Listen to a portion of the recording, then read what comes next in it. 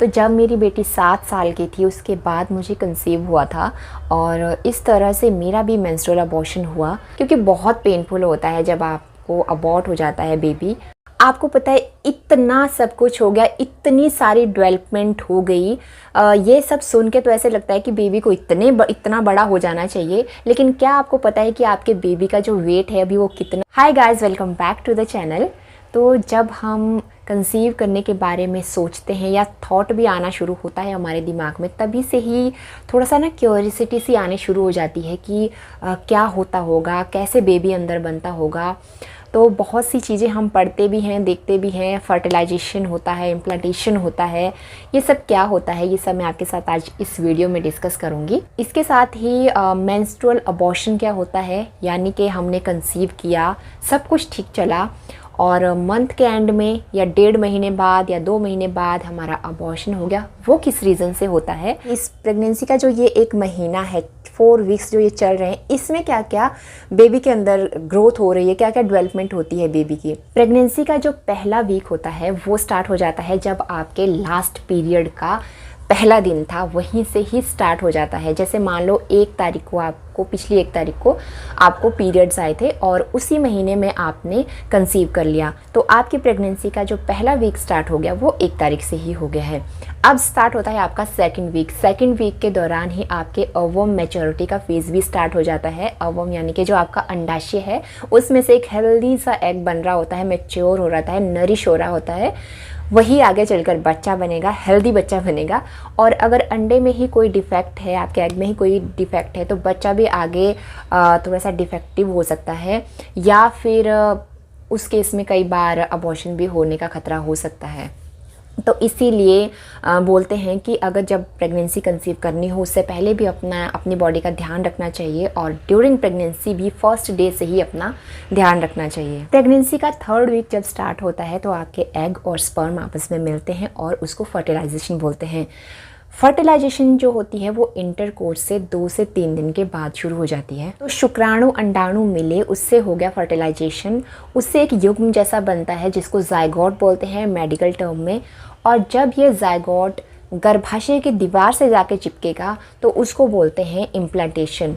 जैसे ही फर्टिलाइजेशन हो जाती है उसके बाद इम्प्लांटेशन की प्रक्रिया शुरू हो जाती है। फर्टिलाइजेशन की जो सारी प्रक्रिया होती है ना, ये आपके फैलोपियन ट्यूब में होती है, जहाँ पे जायगोट बनता है। और जब ये जायगोट इम्प्लांटेशन की बारी आती है, तब ये जायगोट जो होता है वो आपके गर्भाशय में नीचे आ जाता है। वहाँ पे 5 से 6 दिन में ये जो जायगोट बना था ये कोशिकाओं में, बहुत सारी कोशिकाओं में बदल जाता है। इसके बाद फिर से ये कोशिकाएं एक जगह फिर से जमा हो जाती हैं और एक बॉल का साइज़ ले लेती हैं। फिर आगे 2 से 3 दिन के बाद ये जो बॉल का साइज़ था, ये ही मतलब जो बेबी है ये गर्भाशय की दीवार से चिपक जाता है। अगर ये सक्सेसफुली चिपक जाता है, मतलब इम्प्लांटेशन सक्सेसफुल हो गया है, फिर आपको ब्राउन इसका जो साइन होता है, या किसी किसी को नहीं भी होता है, ब्राउन डिस्चार्ज हो सकता है, 1-2 स्पॉटिंग आ सकती है, किसी किसी को ये नहीं भी होता है। तो इम्प्लांटेशन जब सक्सेसफुल हो गया, इट मीन्स आपको प्रेगनेंसी अब जा कर के कन्फर्म लग चुकी है। अब यहाँ तक तो ठीक था, फर्टिलाइजेशन हो गया, इम्प्लांटेशन हो गया। अब जो ये फर्टिलाइजेशन इम्प्लांटेशन के बाद भ्रूण बन गया है, अब इसका डेवलपमेंट स्टार्ट हो जाता है।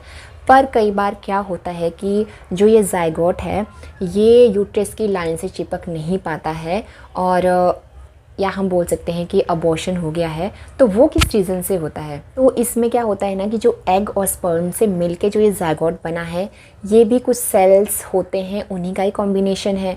तो जो जायगोट के सेल होते हैं वो, उनमें से कुछ ऐसे केमिकल्स रिलीज़ होते हैं, केमिकल निकलते हैं जो जायगोट यानी कि जो ये बॉल जैसा है, इसको मदद करता है गर्भाशय की दीवार से चिपकने के लिए। जो जायगोट के सेल हैं वो एक ऐसा एनवायरनमेंट क्रिएट करते हैं। पर कई केसेस में ऐसा होता है कि इन सेल में से वो केमिकल रिलीज़ नहीं हो पाते हैं, नहीं निकल पाते हैं, तो जो जायगोट है वो चिपक नहीं पाता है।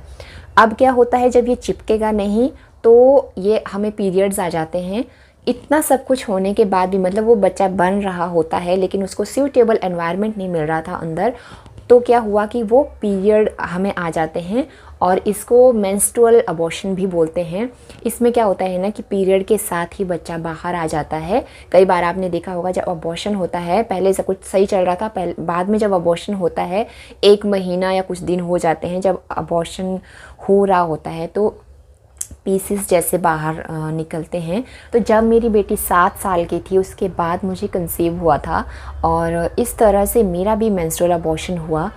1 महीना 8 या 9 दिन का बेबी था, तो वो भी अबॉर्ट हो गया था।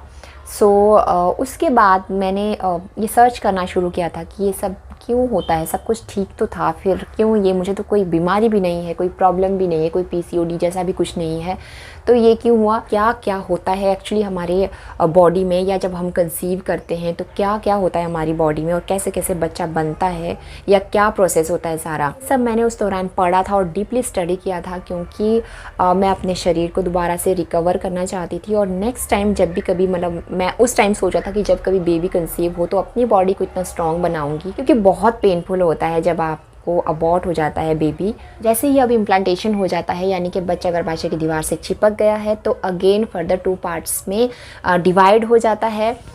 फर्स्ट पार्ट से तो प्रॉपर वे में बच्चा बनना स्टार्ट हो जाता है और जो सेकंड पार्ट होता है उससे प्लेसेंटा बनता है। सो यहाँ तक तो सब ठीक था, लेकिन अब ना ये और ज़्यादा इंटरेस्टिंग हो जाता है। अब जो 2 पार्ट्स मैंने बताए थे उसमें से जो पहला पार्ट था जिसमें से बच्चा बनना था, उसमें क्या होता है ना, वो फर्दर 3 पार्ट्स में डिवाइड हो जाता है और उसकी 3 लेयर्स बन जाती हैं, आउटर लेयर, मिडल लेयर और इनर लेयर। और उन्हीं लेयर से जो है बेबी के सबसे इम्पॉर्टेंट जो ऑर्गन हैं वो डेवलप होते हैं। अब जैसे कि ये 3 लेयर्स में डिवाइड हो गया, तो जो सबसे बाहर की लेयर होती है, आउटर लेयर होती है, उससे बेबी का दिमाग बनता है, स्पाइनल कोड बनती है, स्किन बनती है, मस्तिष्क का इम्पॉर्टेंट पार्ट बनता है और नेल्स बनते हैं, हेयर बनते हैं।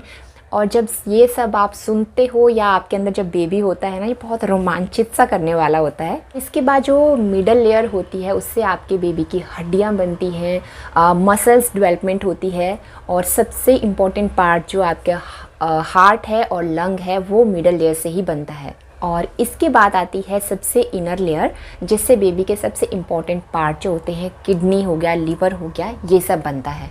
आपको पता है इतना सब कुछ हो गया, इतनी सारी डेवलपमेंट हो गई, ये सब सुन के तो ऐसे लगता है कि बेबी को इतना बड़ा हो जाना चाहिए। लेकिन क्या आपको पता है कि आपके बेबी का जो वेट है अभी वो कितना है? बेबी अभी 1 ग्राम से भी कम है। एक चावल के दाने या एक खसखस का दाना होता है ना, बेबी का साइज़ उतना ही होता है। इतनी सारी डेवलपमेंट, इतनी सारी बातें उस खसखस के दाने या चावल के दाने के अंदर हो रही होती हैं, ये इमेजिन करना भी मुश्किल है, विश्वास करना भी मुश्किल है, लेकिन ये होता है। प्रेगनेंसी का जब पहला महीना कंप्लीट होने वाला होता है या हो ही चुका होता है, तो बेबी का जो हार्ट है वो 1 मिनट में 65 बार धड़कता है। ये इमेजिन करना मुश्किल है थोड़ा, क्योंकि बेबी का साइज़ अभी बहुत कम है, लेकिन हार्ट बीट सबसे पहले आ जाती है बेबी की। तो बस ये सारा प्रोसेस होता है।